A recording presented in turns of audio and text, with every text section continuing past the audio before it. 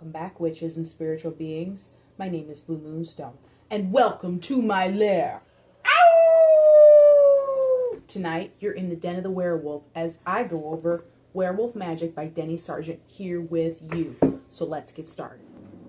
So the main aspect of Werewolf Magic is the concept of the animal self, which is really just like a layer of our shadow. It's a repressed part of ourselves that knows that we too are animals actually on this planet. So we don't need to beat ourselves up and hold ourselves to such high regard. We can make mistakes. We can go through life and be unsure of ourselves at times. And we can also tap in to our animal instincts on this planet. And allowing ourselves to connect with this animal self can be very freeing. It can help us to let down our built-in human guard, unleash our inner wildness that's within all of us, and reestablish those animal instincts that we have sort of forgotten, of knowing when to hunt, when to play, when to rest, and when to explore. Letting your animal self come to light can really shift your consciousness in many ways, psychically, energetically, magically, and spiritually. And it can also lead to an increased awareness about our environment. I think I have earned myself a banana muffin. Very important. Remember, you must feed the wolf. It's very important. Write that down.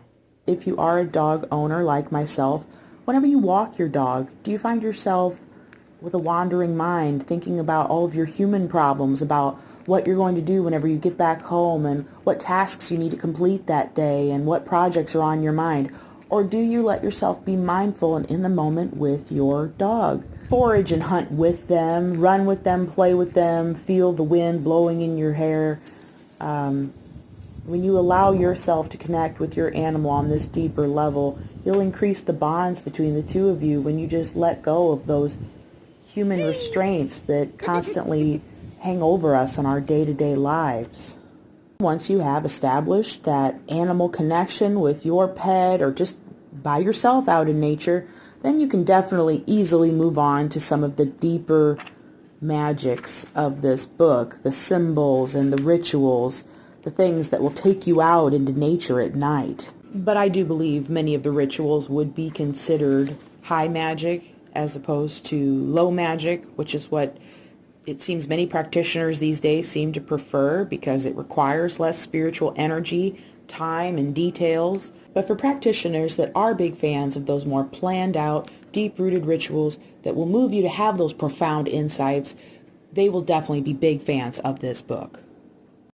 For me, one of the most exciting rituals included in the book is the Advanced Wildness Shape-Shifting Ritual. And it encourages you to go out into nature to camp. Know your wilderness area well. Make sure to choose an area that is clearly defined so you will not get lost, because you will be night prowling in a deep werewolf trance. Check the place out in full daylight and wander about the area where you will be doing this ritual so you'll know it well. Use urine just like any wolf would to mark around your territory. Whoa, wait a minute. You're gonna have to give me a minute for that one. Woo! What do you mean? Of course I always mark my territory when I camp. How else are the other campers gonna know who's in charge in the forest? For the ritual, you'll also need any tools of your craft, such as a cup, knife, or stang, some dry rosemary, sage, cedar leaves or bark, some brandy or rich red wine, a comfy all-wool ritual blanket, a red candle and candle holder, a werewolf belt or talisman that you've already consecrated. And although it is an unusual branch of magic, luckily there are many traditions in the book for all. There are mentionings of Norse tradition, Egyptian, Greek, and Celtic. So truly, there is something for everyone possibly in this book. All that being said, I'd be lying to you if I didn't say that this book teaches you how to howl and growl and think like a wolf. I think witches and spiritual beings of all kinds will be delighted in some of the practices in this book. They're very freeing, they're very grounding. The werewolf magic is heavy with protective energy over your family, your pack, your clan of wolfish people in your life.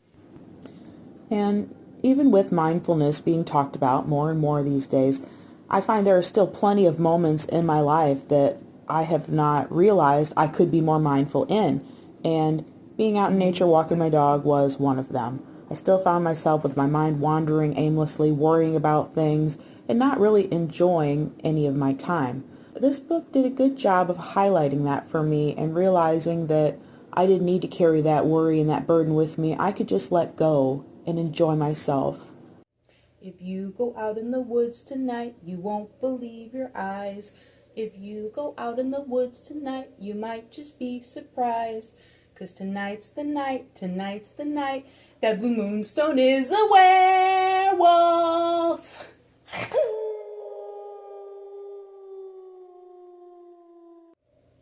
Thank you for watching, my fellow witches and spiritual beings. I hope you enjoyed my first ever book review here on Werewolf Magick by Denny Sargent. If you liked the video, feel free to hit the like button and subscribe, and leave a comment on what you thought about on this very rare branch of magic. I'd love to hear all about it. And of course, good night and happy Samhain to all. Ow! Good night.